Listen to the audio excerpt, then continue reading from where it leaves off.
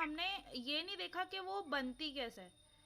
ठीक है, हमने अधिकतर चीज़ें कर ली थी उसकी मेन आज एक्चुअली बुक मैंने मंगाई है तो उसमें मैन्युफैक्चरिंग ऑफ ब्रिक है। तो कभी कभी ऐसे शॉर्ट नोट लिखने को आ जाता है कि ब्रिक की बनावट कैसे होती है, किस प्रक्रिया से उसको बनाया जाता है। हाँ, क्या हुआ? ब्रिक की प्रक्रिया क्या होती है या किस प्रकार से उसको बनाया जाता है, तो हम उसको देख लेते हैं। ठीक है, following consideration govern the selection of brick field for the manufacture of brick.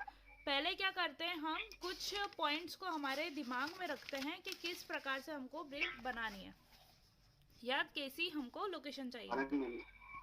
ठीक है, it should B link up with the communicating road so that material can be conveyed easily।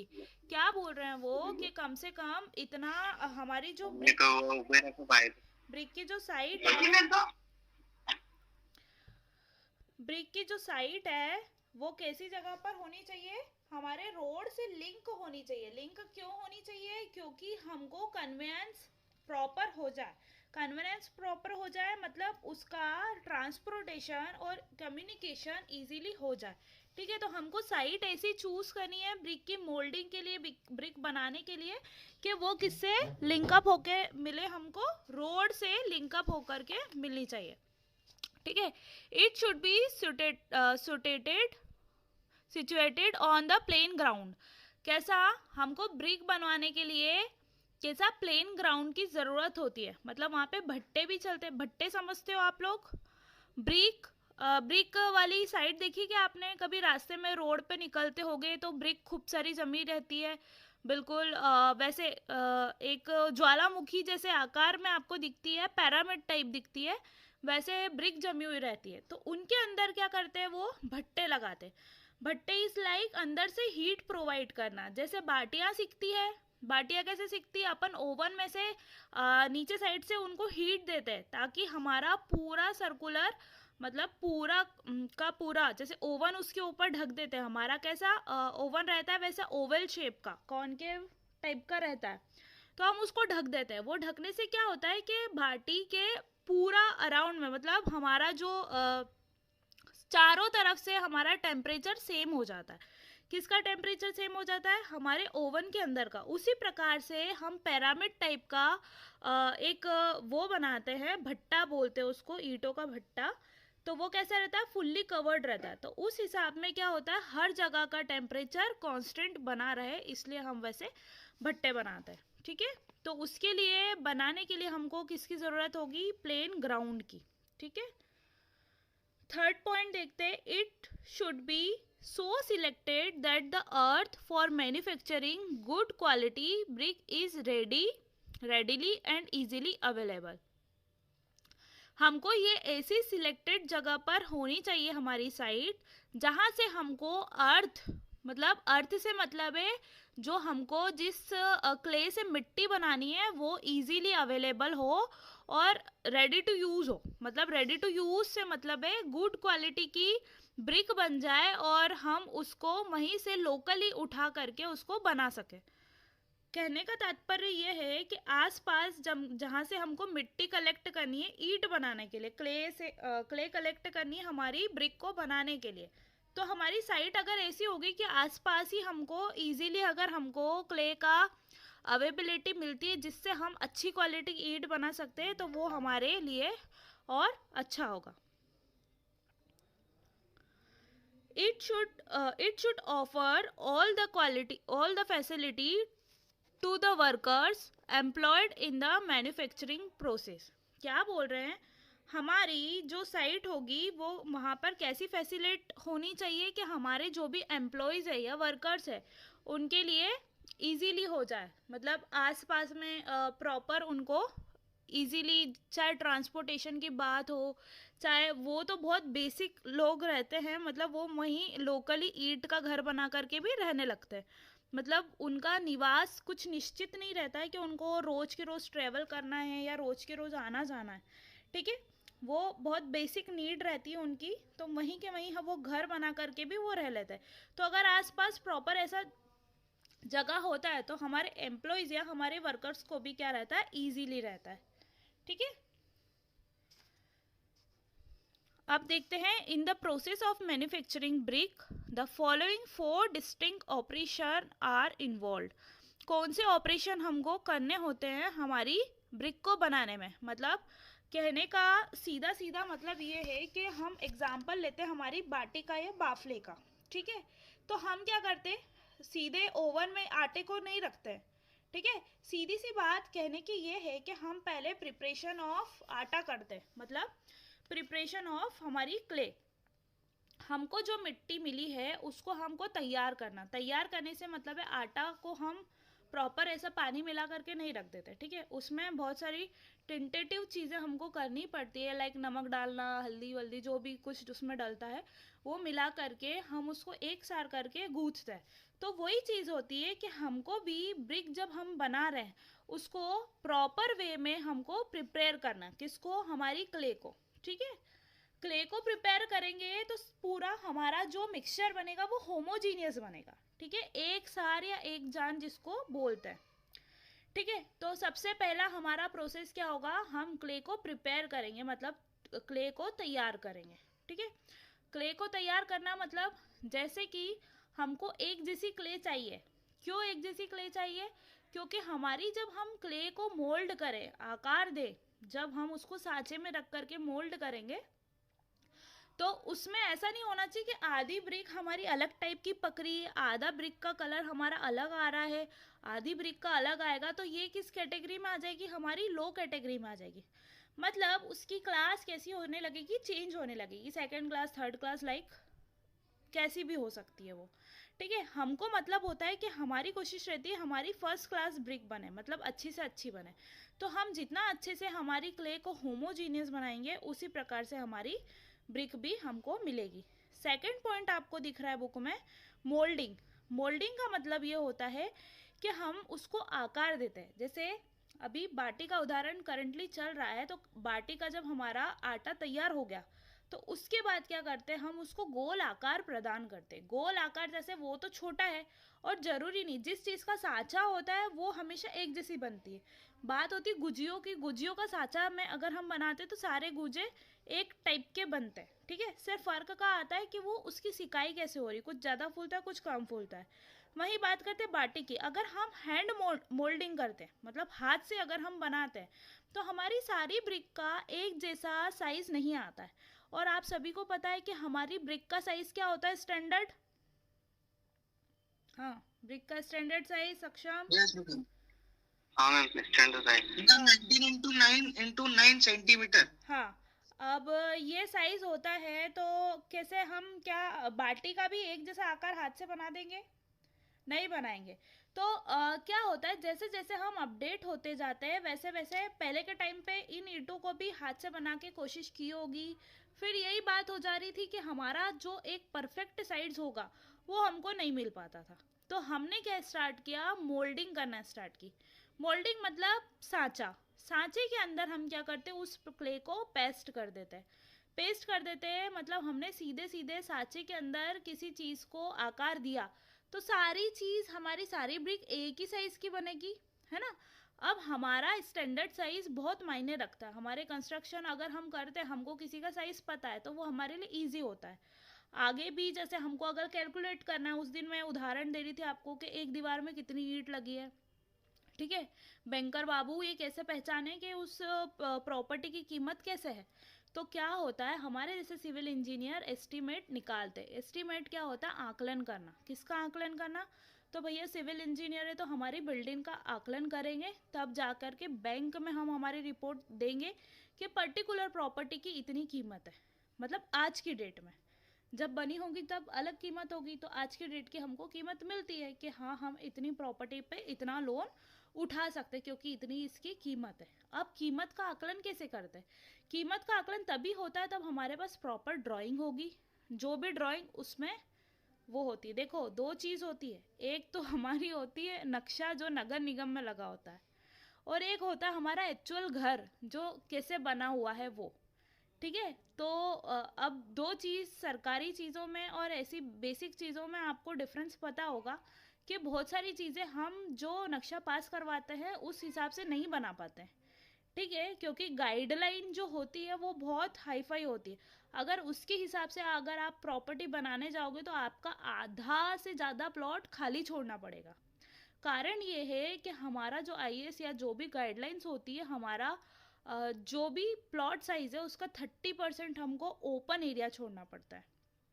ठीक है, 30% मतलब आपका मान लो 1000 स्क्वायर फीट का क्या है, घर है, तो उसका 30% कैसे निकालोगे,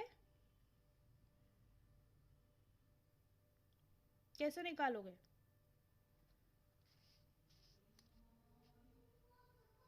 thirty madam 1000 into 30 divided by 100। तो कितना, 100 स्क्वायर फीट आपको खुला छोड़ना पड़ेगा, है ना? Sorry 300। Yes madam. 300 square feet आप 1000 स्क्वायर फीट में से 300 स्क्वायर फीट आप खुला छोड़ोगे तो बनाओगे कितना, सिर्फ 700 स्क्वायर फीट। और एक्चुअल में क्या आप ऐसा करते हो?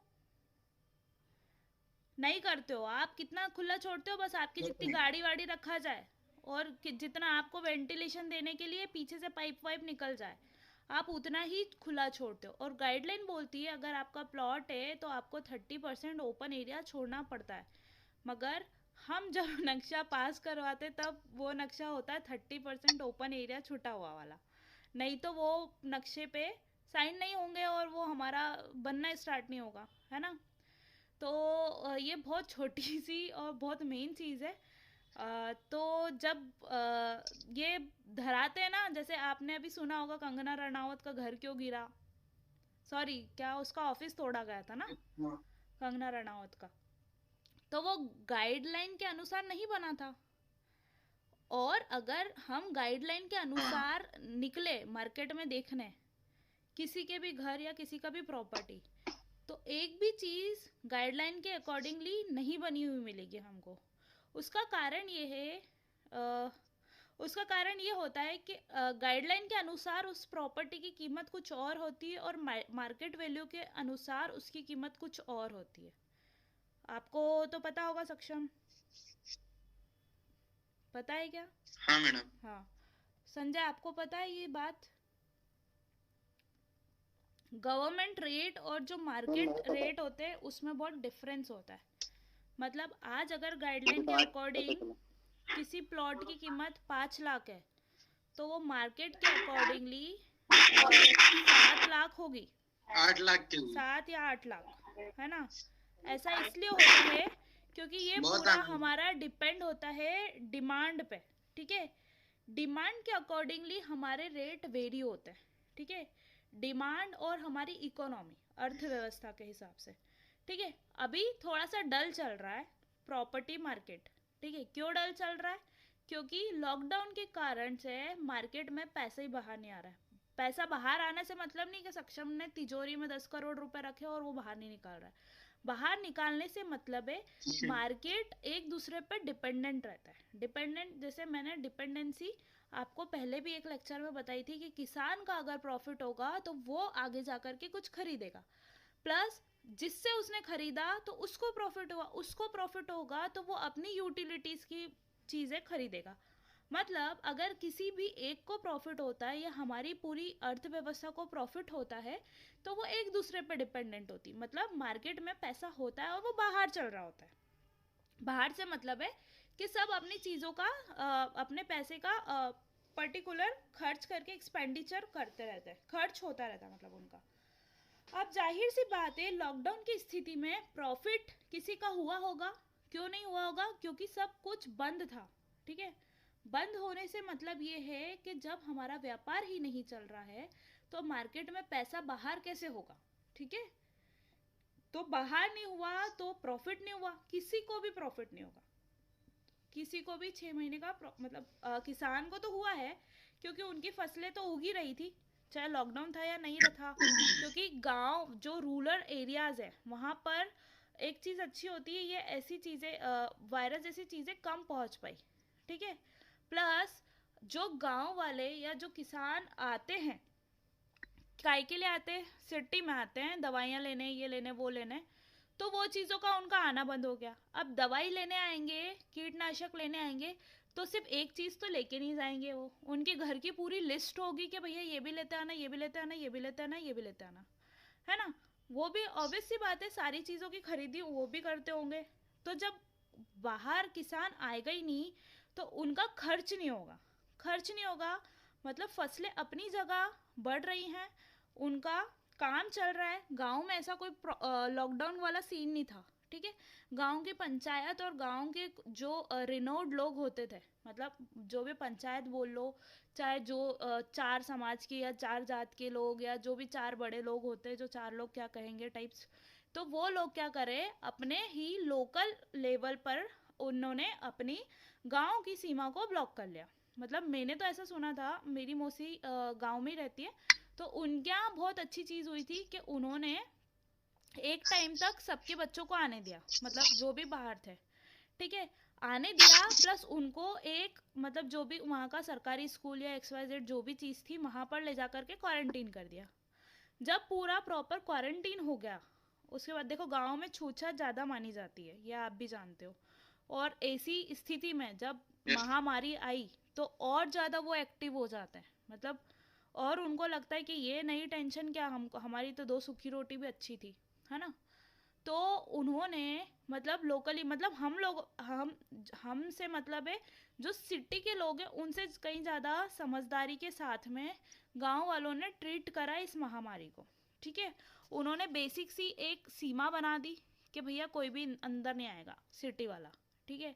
जो भी हम गांव वाले जैसी भी जो भी अवेलेबिलिटी है उससे ही काम चला लेंगे, ठीक है। दूसरी चीज़, कोई भी बाहर से आ रहा उनको पर्टिकुलर पूरा 14 दिन तो 14 ही दिन, 20 दिन तो 20 दिन, वो लोग इतने कट्टर होते कि अपने बच्चे को भी नहीं बख्शते। क्यों नहीं, तो वो सही है, अनुशासन एक बहुत सही चीज़ है कि आप अगर उस चीज़ का पालन कर रहे हो तो आपका पूरा गांव सेफ है, ठीक है। यही चीज़ है कि इस महामारी में जो समझदार पक्ष अगर निकल के आता है तो मैं सिर्फ किसान वर्ग और जो रूरल एरियाज ग्रामीण एरिया हैं वो लोग काफ़ी सफल रहे। कहीं भी आपने सुना क्या कि कोई गांव में इतना ज़्यादा फैला होगा? नहीं फैला होगा। वो लोग बहुत एक्टिव रहते हैं, वो लोग उन लोगों को ये पता है कि भैया एक इंसान अगर हेडपम्प पे पानी भर रहा है तो दूसरा इंसान उस हेडपम्प की देली नहीं चढ़ता है। नॉर्मल चीज़ में, नॉर्मल रोज़मेरा के जीवन में मैं आपको ये बात बताती हूँ। आपको पता है कि नहीं पता ये बात? ये हेडपम्प की पाली होती है एक, है ना, यहाँ पे ऐसे हेडपम्प लगा रहता है, ठीक है।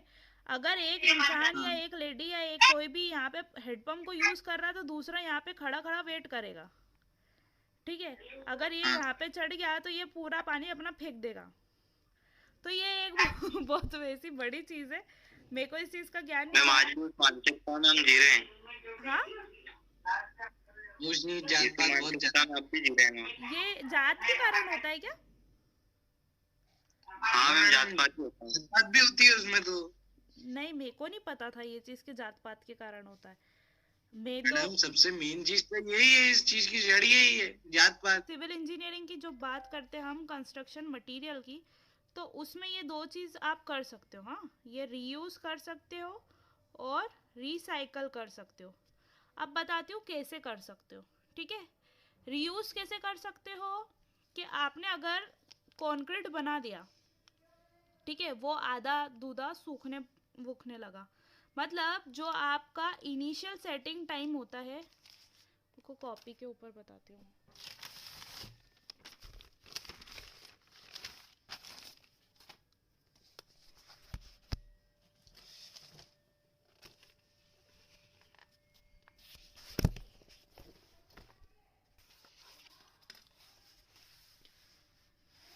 सीमेंट पढ़ा था हमने? Yes madam. कितने टेस्ट पढ़े थे मैडम? 10 टाइप की होती है सीमेंट तो। थप्पड़ मारूंगी सक्षम। टाइप नहीं पूछा है, टेस्ट पूछा है। Test Sanjay, test madam, cement के तो 3-4 टेस्ट बताए थे आपने।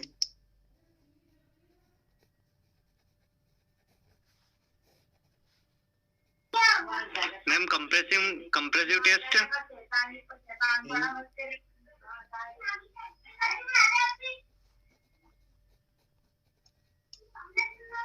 और उसका स्ट्रेंथ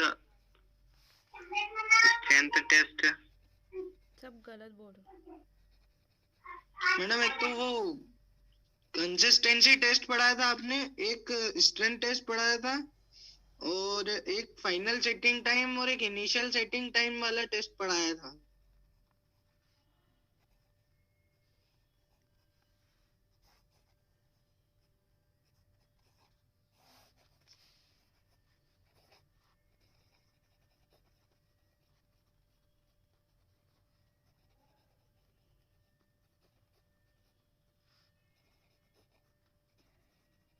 ये 5 टेस्ट हमने पढ़े थे, जिसको आपने बोला, एक ये बोला, इसने संजय ने सही बोला।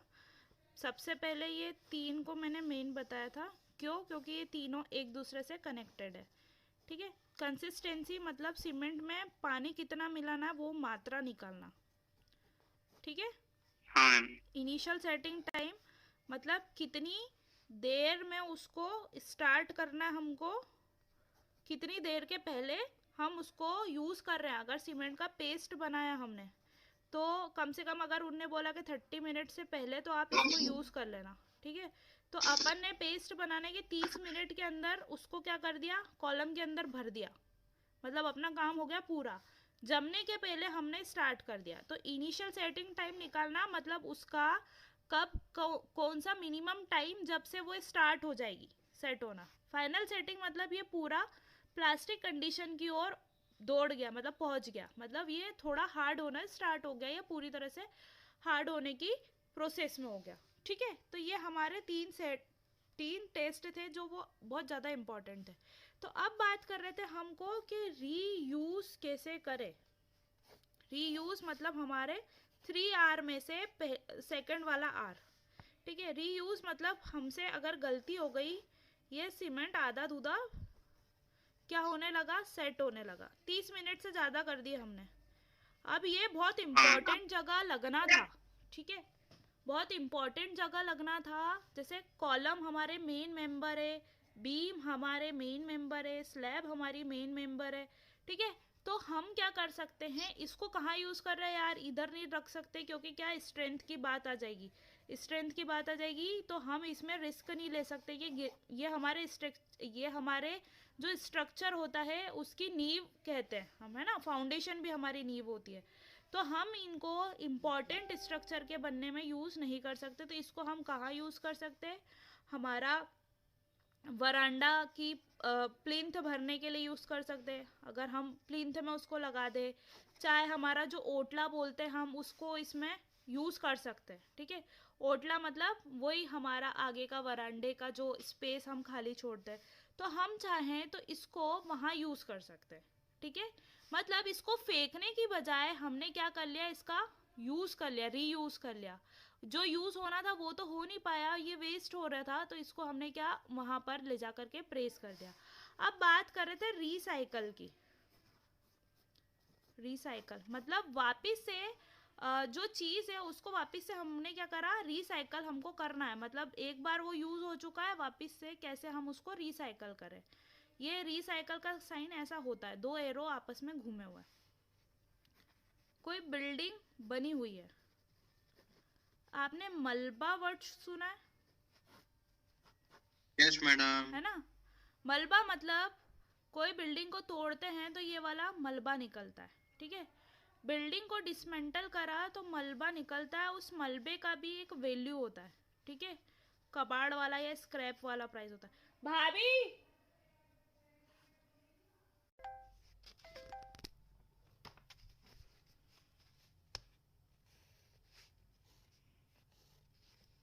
ये ग्राउंड फ्लोर और ये सेकंड फ्लोर, ये पैरापेट वॉल।